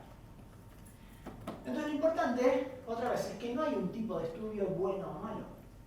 Hay excelentes estudios en roedores, hay excelentes estudios in vitro y hay excelentes estudios observacionales. ¿Sí? Y hay pésimos ECA. El asunto no es si hay estudios buenos o malos. La clave está, y el problema está, cuando uno pretende llegar a una conclusión con un estudio cuyo diseño no me permite llegar a esa conclusión. Ese es el problema. Y como yo les decía, yo creo que por lo menos el 90% de los problemas lo traen estas dos cosas. Uno, extrapolar resultados de ensayos in vitro en animales a humanos, eso es un clásico error. Y el otro, pretender demostrar causalidad con estudios observacionales. Yo creo que con esto barremos la enorme cantidad de inconvenientes. Y ahora, entendiendo un poco el diseño, ya podemos repetir, ¿no?, como un mantra, correlación a causalidad. Uno entiende la diferencia entre un ensayo y el otro. Entonces, como dijimos, y como vimos un poco antes, complementando la charla anterior, no todos los estudios son iguales. No todos son iguales. Un estudio aislado es como un único puntito. Idealmente es preciso. Idealmente. Pero por muchas razones que ya estuvimos viendo, puede llegar a ser defectuoso. Por eso es que lo que realmente importa es la imagen completa, ¿sí? Las tendencias que surgen cuando uno va agrupando los análisis. Uno pone todos los estudios, todos los diseños sobre la mesa y empieza a armar el rompecabezas. Fíjense más o menos cómo funcionaría en el caso ideal, ¿no? Uno tiene que ver la imagen. Dice, por ejemplo, bueno, yo tengo estudios observacionales que ¿qué me permiten? Rastrear los hábitos de la gente, de grandes grupos, de 500.000 de personas, de 1.000.000 de personas, y ver si se pueden encontrar las tendencias. ¿Alguna tendencia veo y qué relaciones estoy encontrando? Los estudios de laboratorio en animales nos pueden explicar cómo ocurren los patrones, ¿sí? Establecer el mecanismo biológico, hay cosas que se pueden hacer in vitro que yo no voy a poder hacer en lo normal. Ver la plausibilidad biológica. Y los ECA pueden diseñarse bien para comparar un grupo contra otro para ver si finalmente la relación es causal. Entonces uno va armando el rompecabezas y así es como funciona la evidencia. Si yo les muestro esto, ¿qué es? Analiza. Capaz que algunos con un estudio solo no se dan cuenta, otros sí. Pero yo ya les muestro 2 estudios, ¿qué me dicen? Pero probablemente nos estamos equivocando. Porque yo les estoy dando 2 estudios aislados. ¿Sí? Entonces, con 2 estudios, yo puedo creer que tengo la verdad. Y muchas veces no la tengo. Yo siempre tengo que tener la imagen completa. Porque si no tengo la imagen completa, puedo creer que es la mala análisis y me toca el bigotón. Entonces, siempre analizar todo. No descartar estudios porque estén hechos alrededor solamente, porque nos van a servir para ver probablemente el mecanismo. Entonces uno tiene que considerar todo y analizar la calidad de la evidencia. ¿Hasta aquí esta parte bien? ¿Se entiende bien? Yo sé que es mucha info hard, pero ¿se entendió? ¿Se entendió? Si lo entendimos después, para los papers lo trabajamos más cómodo. Ya más o menos les dio la idea de qué tipo de estudio hacer en función de lo que uno quiera ver, o cuál sería el mejor diseño, las limitaciones de los observacionales. Uno siempre que un observacional tiene que ver si controló o no controló factores confundidores. Todo eso está en la experiencia y métodos, y eso es muy importante a la hora de analizarlo. Y después, como ahora están bastante de moda los estudios de mortalidad por todas las causas,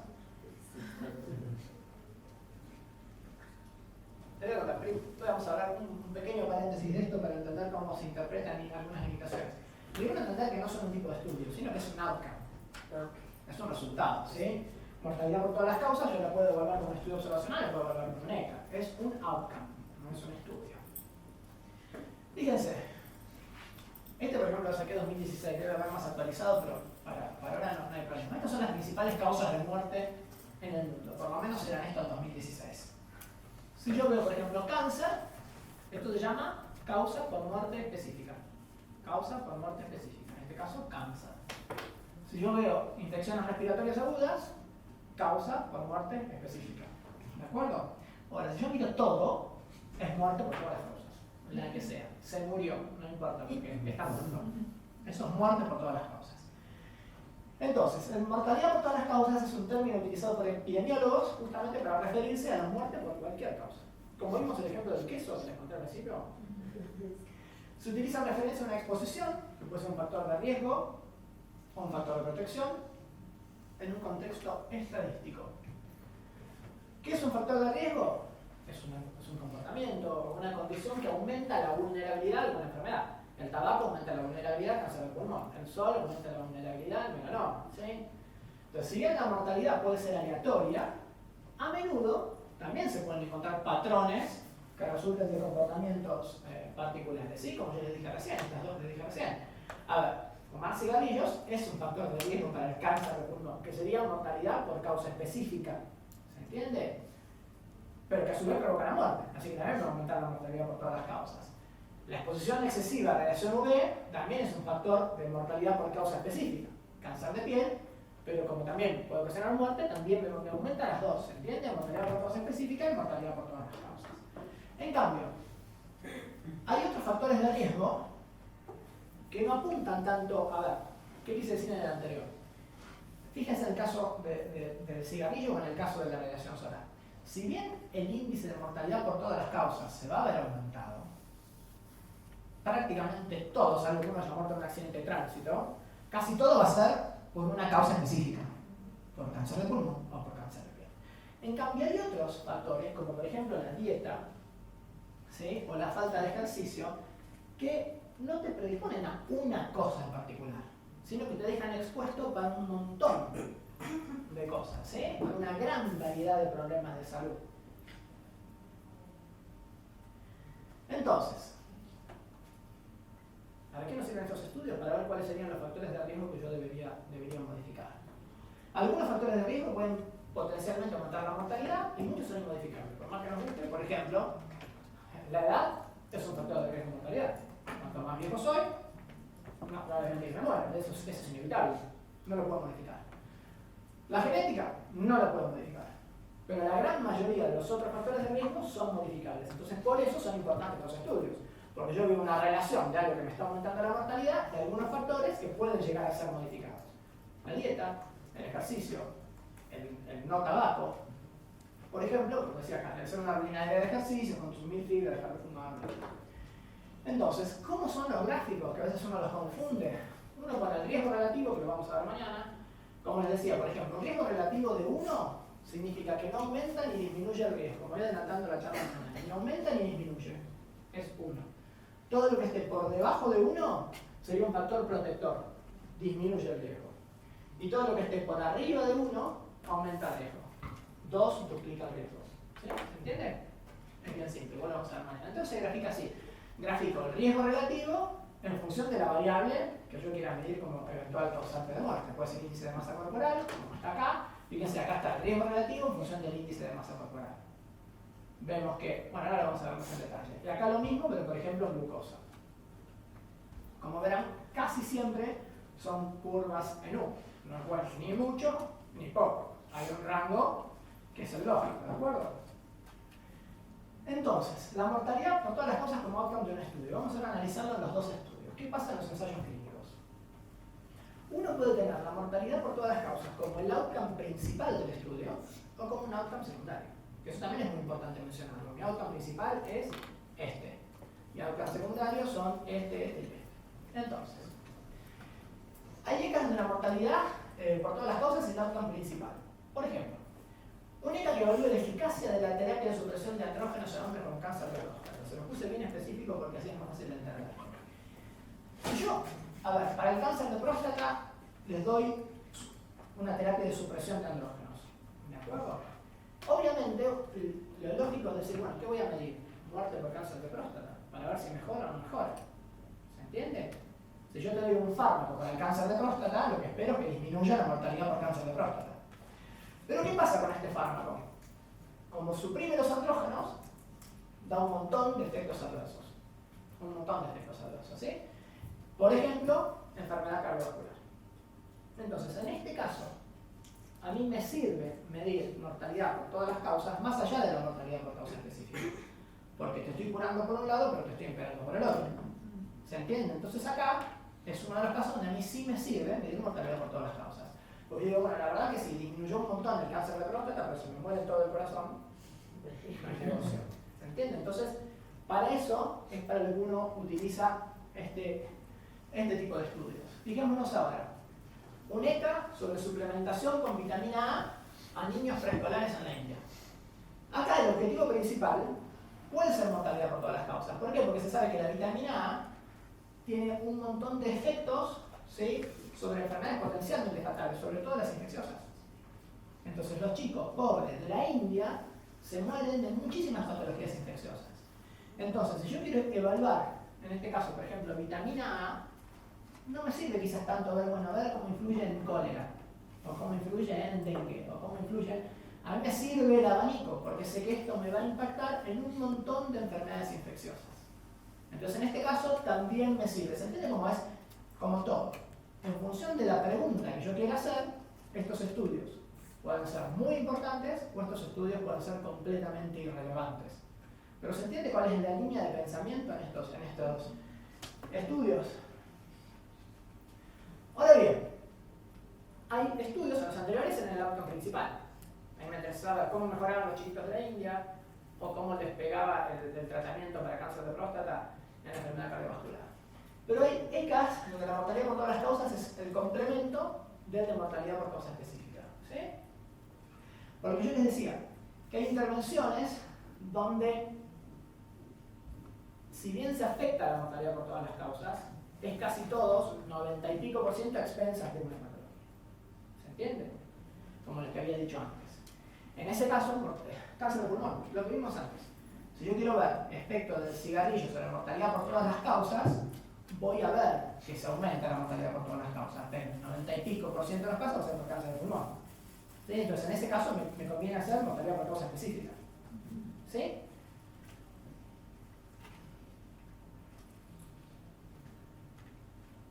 Bueno, esto es lo que les conté recién, lo mismo pero con cáncer colorectal. Y lo mismo pasa con los estudios observacionales. O sea, pero para hacerla simple y no complicarla, tiene las mismas limitaciones que las que vimos recién en los SECA, pero además hay que sumarle la de los factores confundidores, que la vimos hace un rato. O sea, todavía tienen más limitaciones. Tiene una cara de cansado, sé que estamos después del almuerzo de la última charla y es un tema duro. Pero ¿se entiende el concepto? Uno tiene que pensar, a ver, este factor de riesgo que yo quiero ver, ¿me va a afectar a muchas cosas o me va a afectar casi solo a una? Eso es lo principal. Si yo sé que ese factor de riesgo afecta a una cosa, lo mejor es hacer una de mortalidad por causa específica. Si hago una mortalidad por todas las causas es porque quiero tener un impacto probablemente mediático. ¿Sí? Bueno, esto es un ejemplo. Bueno, eso es un poco lo que vimos. Pero les quería mostrar, por ejemplo, qué pasa acá. Esto es uno de los que vimos antes, ¿no? Fíjense la paradoja. Esto es un estudio de muerte por todas las causas en relación al índice de masa corporal. Yo acá les puse en colores, obviamente, esto es bajo peso, esto es normo peso, ¿sí? Y ahí va subiendo el índice de masa corporal. Si ustedes se fijan, yo les dije que nada de riesgo es 1, ¿no? Acá se los remarqué todos los que pasan por el 1. El no riesgo, o sea, el que no modifica el riesgo, fíjense qué curioso, es entre el índice de masa corporal de 23 a 30. Aumenta, por supuesto, el riesgo en los de más de 30, pero también aumenta el riesgo en los de menos de 23. Hola, normo peso. ¿Sí? Entonces, fíjense qué curioso la paradoja de la obesidad, ¿no? Si uno observa la mortalidad por todas las causas y se traza el riesgo en un gráfico, ve que las personas con muy alto índice de masa corporal tienen mal resultado. Esto es un lógico, sentido común. Pero las personas con sobrepeso son los que tienen los mejores resultados, tienen mejores resultados que los de índice de masa corporal normal. No tiene mucho sentido, ¿no? Los nutricionistas se están suicidando en este momento. ¿No es cierto? Por eso les digo, fíjense, uno ve esto y pueden salir unos... Si yo quisiera acá con esto, digo, no, es mejor tener esta pancita, esa pancita que nadie... Bueno, me agarro de esto. Pero ¿cómo es el mismo normal? Bueno, en este caso las definiciones son las numéricas del índice de masa corporal, pero el problema ¿dónde está? Que este tipo de estudios no considera todo lo otro. Factores demográficos, por ejemplo. Hay muchos estudios que indican que aquellas personas que tienen un índice de masa corporal ligeramente aumentado, ligeramente aumentado, son los que tienen un nivel socioeconómico un poco más elevado, que tienen también un nivel educativo mejor, que suelen fumar y beber menos. Estamos hablando de un 27, por ahí, ¿sí? O sea, que suelen tener más poder adquisitivo y tienen probablemente un estilo de vida más saludable. Con este paper se armó un escándalo, imagínense, ¿no? Pero bueno, y los que vieron es que en realidad lo que estaba pasando era eso, que aquellas personas que tenían un discreto sobrepeso tenían menor índice de mortalidad porque tenían un montón de otras cosas que lo acompañaban, porque fumaban menos que las normas peso, porque comían distinto, ¿sí? Porque hacían más ejercicio. Entonces, por eso hay que tener siempre, mirar estos resultados, estos outcomes con mucha cautela, sin sacar nunca conclusiones directas. Y como corolario, digamos, para hacerlo fácil, porque yo sé que a esta hora ya estamos todos medio complicados, los estudios observacionales, cuyo outcome principal sea mortalidad por todas las causas, se dan una idea que como no contemplan todo esto a nivel socioeconómico, ¿verdad? Porque las poblaciones son distintas, tienen prácticamente nula capacidad de presentar información, ¿sí? Son bastante pobres. Entonces, ahora sí, para ir cerrando, esto también, bueno, creo que solamente estabas vos, Ruth, de la charla de ayer, así que no los voy a aburrir tanto. Vamos a ver entonces, ya tenemos la parte de diseño, se daban algunos tips, y les prometo que ya es lo último, yo también estoy cansado, para ver mínimamente de esta parte, todavía no nos metimos en la estadística ni en los resultados, estamos hablando de materiales y métodos, y de estos estudios primarios, ¿sí? Que vimos hasta ahora. ¿Qué es lo que mínimamente deberíamos nosotros tener en cuenta a la hora de leer una publicación científica o interpretar una noticia que le viene de una publicación científica? Primero, bueno, esto ya lo sabemos, ustedes lo saben mejor que yo, el azar causa variabilidad, ¿no? Entonces, el principal desafío que tiene un investigador, si hay muchas cosas que confluyen en algo, por ejemplo la obesidad multifactorial, si yo quiero analizar si algo impacta en la obesidad, el dilema más grande que tengo es cómo hago para separar eso que quiero estudiar de todo el resto, ¿sí? Entonces, el principal desafío de la investigación es separar el proceso de interés de las otras fuentes de evaluación. Por eso creo que hay que hacer una introducción de los hechos. Como ustedes saben mejor que yo, ¿sí? Este es el mapa de la obesidad. Todos lo conocen. Ustedes saben que si uno dice, tengo que explicar la obesidad, bueno, les cuento. Que básicamente ustedes saben que se puede resumir en algo así, ¿no?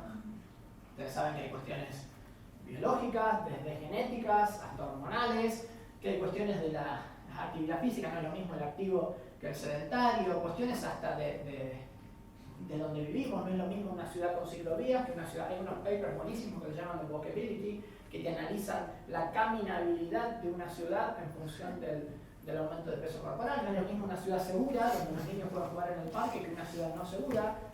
Como decía, no es lo mismo tener ciclovías que no tenerlas. Cuestiones psicológicas, o sea, hay cuestiones psicológicas como las depresiones severas que pueden hacer que no comas nada, o ansiedades extremas que te pueden hacer bajar 5 kilos de helado mientras llorás por el amor perdido, ¿sí? Cuestiones de influencias sociales. Yo ya comentaba que cuando yo era chico, pertenecer a un grupo era juntarme en la esquina y andar en bici o jugar a la pelota en el parque. Y hoy por hoy, para mis hijos, formar parte de un grupo es jugar interconectados online con su PlayStation con chicos de otros lugares, ¿sí? Las cosas van cambiando. Y por supuesto, la producción de comida y lo que nosotros comemos. Pero si nosotros tenemos esto en la cabeza y sabemos que, por ejemplo, los panificados, que en España dicen bollería, lo que acá se les decía, están literalmente acá. Ese es el punto. Los panificados, la bollería en el mapa de la obesidad. Y uno encuentra un titular como este: la bollería es la culpable de la obesidad infantil. Uno ya rápidamente sabe que es una ridiculez. ¿Se entiende? Sabe que es una ridiculez. Entonces, si uno entiende que la naturaleza es compleja, rápidamente descarta las cuestiones muy reduccionistas. Ni el pan es el culpable de la obesidad, ni el azúcar, ni la grasa, ni la inactividad, ni la depresión. Son un montón de cosas las que confluyen. Entonces, punto número 1, saquemos del mapa todo lo que es exageradamente reduccionista, donde le echamos la culpa a una cosa. Donde le echamos la culpa o donde exaltamos a una sola cosa, ¿sí? Como vimos al principio. Esto es para los alimentos veneno o para los superalimentos, lo que vimos al principio de la charla. Esto es básico, es lo primero que uno puede ver rápidamente en un paper. Segundo, limitar las generalizaciones. Así como les dije antes que uno de los grandes desafíos del investigador es separar el proceso de interés del resto de los procesos. La relevancia de un estudio depende de en qué medida las condiciones de ese estudio reflejan las condiciones reales. ¿Sí? ¿A qué voy? Si yo quiero ver un resultado que va a afectar a un humano, y yo tengo un estudio in vitro, ya también yo contaba, por ejemplo, la mayoría de los estudios, no la mayoría, pero varios de los estudios in vitro, por lo menos los que leo yo, se hacen en las células CHO. Las deben conocer, son muy famosas, CHO, Chinese Hamster Ovary. Y se hacen un montón de generalizaciones de lo que les pasa a las células CHO a lo que podría pasar al ser humano. ¿Sí? A ver, primero, yo no tengo, por lo pronto no tengo células de ovario, tampoco soy un hamster y menos soy chino. O sea, realmente está bárbaro para ver un mecanismo inicial de acción que si encuentro algo me puede permitir pasar al paso 2, que sería errores, que si veo algo raro me pasaría al paso 3, que es un estudio, ¿sí? Pero no para extrapolar lo que le pasó a la célula del hámster de ovario chino, de ovario de hámster chino, y decir que lo mismo le va a pasar a un ser humano. Y eso se ve todo el tiempo. Todo el tiempo. ¿Quién va a mostrar un estudio in vitro diciendo que esa es ridículo? Realmente es ridículo. Entonces, esto pasa mucho y hay que evitar las generalizaciones. Lo mismo aplica a la extrapolación de los resultados en roedores humanos. A ver, nosotros no somos ratas. ¿Sí? Claramente no somos ratas. Un artículo que salió en 2016 que el consumo de sucralosa aumenta la resistencia a la insulina. De unos judíos, no lo dejo. Ah, ya sé cuál decís. El artículo de Suez, que habla de la microbiota. Sí. Ah, ese me hago un festín con ese. Si querés un día hablamos 2 horas, ese es uno de mis predilectos. A mí que me encanta desmenuzar artículos, pero eso me hago un picnic con Suez. Ese artículo es espectacular.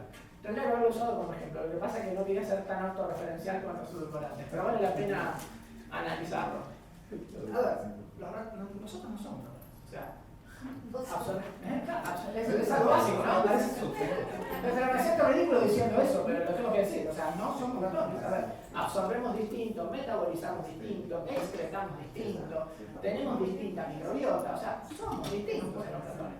De hecho, hay por ejemplo, hay aditivos que los ratones se eliminan por orina y nosotros por metanol. O sea, nada que ver. Entonces, hacer este tipo de extrapolaciones directas también es bastante ridículo. ¿Está mal hacer experimentos en roedores? No, está excelente. Si vemos algo que nos llama la atención, lo vemos en humanos. Lo que está mal es decir que lo que le pasa a un ratón nos va a pasar a nosotros. Otro punto. Extrapolar más allá de los datos es muy arriesgado. Es muy arriesgado, ¿sí? A ver, y esto es muy común en los ensayos predictivos. Ustedes saben lo que es la vida, no sé si se lo preguntan a ustedes. Yo he visto ensayos en algunos aditivos cuya ida es de 10 miligramos kilo que se han hecho con 600 miligramos kilo. Y el mensaje con solo eso. Que al pobre bicho aparte no podía tomarse, lo tenía que dar en cápsulas porque el pobre ratón, imagínate cómo hacer. Entonces es una cosa, es un delirio. A veces, ¿qué es lo que pasa? Muchas veces los estudios toxicológicos sí tienen que hacer eso, porque quieren forzar un efecto adverso a ver qué pasa. Entonces agarran un estudio toxicológico y dicen, si tal cosa causa cáncer, mirá este estudio, es un estudio toxicológico. Lo hicieron a propósito, le dieron 80 toneladas de tal cosa para ver qué le pasaba al pobre bicho. Entonces, cuidado con esto, esto también es muy común. Entonces no dejemos que nos pongan un estudio toxicológico para mostrar algo clínico, no tiene nada que ver. Si nosotros decimos no podemos comer más de 10 miligramos kilo y vemos un estudio de 600, no tiene nada que ver con la vida real. Son cosas que son de sentido común, todas, pero pasan todas, realmente pasan todas. Esto ya lo vimos bastante, el famoso cherry picking, pero ¿por qué se los traigo acá? Porque a veces las palabras confunden. Y confunden mucho la palabra revisión o review. Recuerden que una cosa es una revisión sistemática, que las vamos a ver mañana, están bien altas en la jerarquía de evidencia, que se establece una sistematización, la que les conté hoy, me dice perfectamente cómo hicieron la búsqueda, qué palabras usaron, en qué revistas buscaron, criterios de inclusión, criterios de exclusión, en cuántos años, para yo poder reproducirlas perfectamente y evitar el sesgo. Y otra cosa muy distinta es una revisión narrativa, donde yo no establezco una sistemática, yo hablo sobre los artículos que quiero. Entonces yo tengo 50 artículos que dicen blanco, 50 que dicen negro, y yo creo que las respuestas están en el negro, agarro los 50 artículos que dicen negro y escribo una revisión. ¿Entiendes? Entonces las dos se llaman revisión, pero una se llama revisión sistemática y la otra se llama revisión narrativa. Entonces, aunque parezca una cuestión dialéctica, la gente se confunde y piensa que cuando ve una revisión está arriba de la escala de evidencia y en realidad está acá, subterránea, ¿sí? Entonces, ojo, miremos la palabra que sigue a revisión. Si dice sistemática o se dice narrativa. Si dice narrativa, no significa que sí o sí sea un cherry picking, pero puede tener cherry picking. La otra es mucho más difícil que lo tenga. ¿Sí?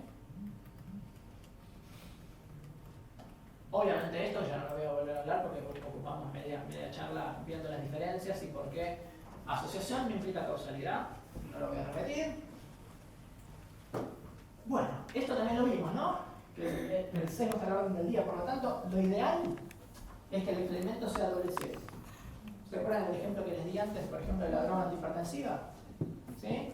Si vos sos un participante y sabés que te estoy dando el fármaco, existe el efecto placebo, que por solamente el hecho de ver a un médico o que te estén dando algo, vos ya decís, no, me siento bien, solo me duele la cabeza. Eso le pasa a mi abuela, me contra efecto placebo. Se siente horrible, vengo yo que soy médico y se siente bárbara. Sí. Me pasa siempre. Pero eso existe.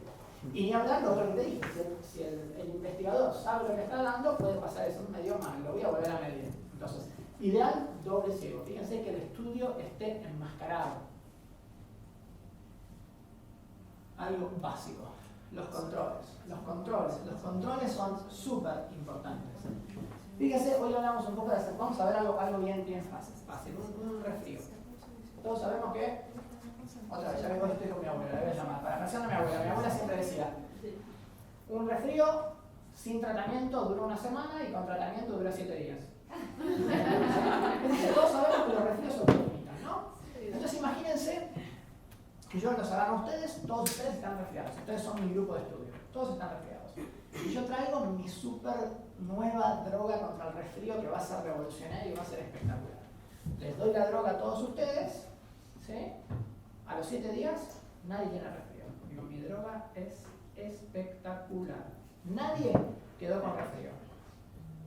Ahora imagínense exactamente el mismo experimento, pero con un grupo control. Los agarro a todos ustedes y los divido en dos. A ustedes les doy mi super droga maravillosa, que cura el resfrío en 7 días, y a ustedes les doy agua. Y a ustedes se les cura el resfrío en 7 días. Entonces, antes, sin control, mi droga era fabulosa. Ahora con control es una porquería, no sirve para nada. Entonces, ojo, nosotros porque sabemos, estamos hablando del resfrío y sabemos que es autolimitado. Pero otra vez, cuando un investigador aborda una pregunta de investigación, no sabe qué es lo que va a pasar. No sabe que el resfrío dura 7 días. Entonces, es clave tener un control o no tenerlo. Porque si yo no tengo un estudio que sea controlado, puedo estar creyendo que algo es espectacular, que algo es horrible, y le pongo el control y me da un resultado distinto. Entonces, así como es importante que esté enmascarado, es vital que tenga su control. ¿Se entiende? Te cambia el resultado del estudio directamente. Todo esto que les digo es todo materiales y métodos. Brian, Sí. ¿puede darse caso donde no se sepa ni siquiera cuál es la condición que estás evaluando? A propósito, para incluso evitar ese sesgo. Es decir, en el caso de la hipertensión no se le dice hipertensión, en el caso del resfrío no se le dice que es resfriado. Incluso quitar Claro que ese se puede. sesgo. Sí. O sea, doble ciego. Sí, que a veces es un doble ciego mentiroso, ¿no? Porque yo no te digo que te estoy estudiando y estoy tomando la presión todo el tiempo.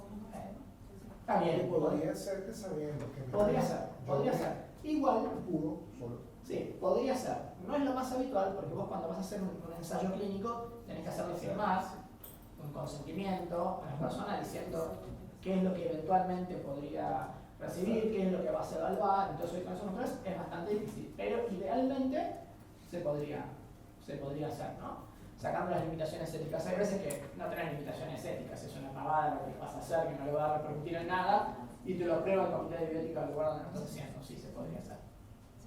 De hecho, minimizaría más el sesgo. Puede ser, no sé, una crema cosmética, Claro. algo así que no tiene. Bueno, esto ya lo vimos, ¿no? Siempre la aleatorización minimiza el sesgo, sí o sí. Si algo está aleatorizado, va a ser siempre mejor, si está bien aleatorizado, que algo que no lo esté. Buscar la replicación, no la pseudo-replicación, es un poco lo que yo les decía antes, ¿no? Uno tiene que limitar las conclusiones a lo que realmente son. Si mi estudio tiene resultados en adultos, mis conclusiones deben limitarse a adultos, no lo puedo extrapolar a la población infantil. Si mis estudios fueron hechos en niñitos desnutridos de la India, yo no puedo extrapolarlo a mis niños que son clase media norteamericana. ¿Se entiende? Si yo tengo una droga que sé que funciona, otra vez, como les comenté hoy, para enfermedad cardiovascular severa, no puedo decir que sirve para enfermedad cardiovascular, grave, moderada y severa. Eso también pasa todo el tiempo. Entonces, veamos bien en qué se hizo el estudio y no extrapolarlo a otras poblaciones que no son donde se hizo el estudio. Fíjense que son varias cosas a tener en cuenta, varias, pero no son difíciles de darse cuenta. Todo debería estar escrito en materiales y métodos. Lo que pasa es que nadie los lee. ¿Sí? Pero todo debería estar. ¿Hasta acá vamos bien? Entonces les voy a tirar unos tips y ya con esto terminamos. De cómo leer rápidamente un artículo científico, pero más que para leer rápidamente, es para al principio, ¿no? Sobre todo que uno no está tan acostumbrado a ver este análisis y uno se puede hacer una imagen sesgada por lo que va leyendo, cómo uno podría inicialmente leerlo para hacerse una impresión imparcial. Yo a veces lo hago con los chicos en la facultad y funciona un montón. La verdad que es una pavada, pero funciona un montón. Fíjense, uno habitualmente, ¿cómo lee? Lee el título, lee el abstract, los resultados, ve los gráficos y lee la conclusión. El orden en el que está escrito. Y por supuesto nadie lee los materiales, ¿no? Entonces, coronavirus. Terminamos todos en cuarentena, me quedo 14 días, es un curso más grande.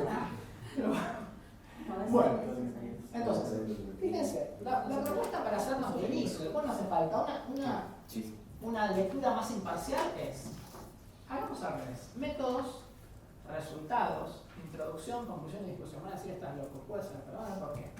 Al primero, ¿qué es cada cosa? Métodos es lo que hicieron los científicos, básicamente, ¿qué es lo que hicieron? Resultados es qué encontraron. ¿Sí? Introducciones, ¿por qué lo hicieron?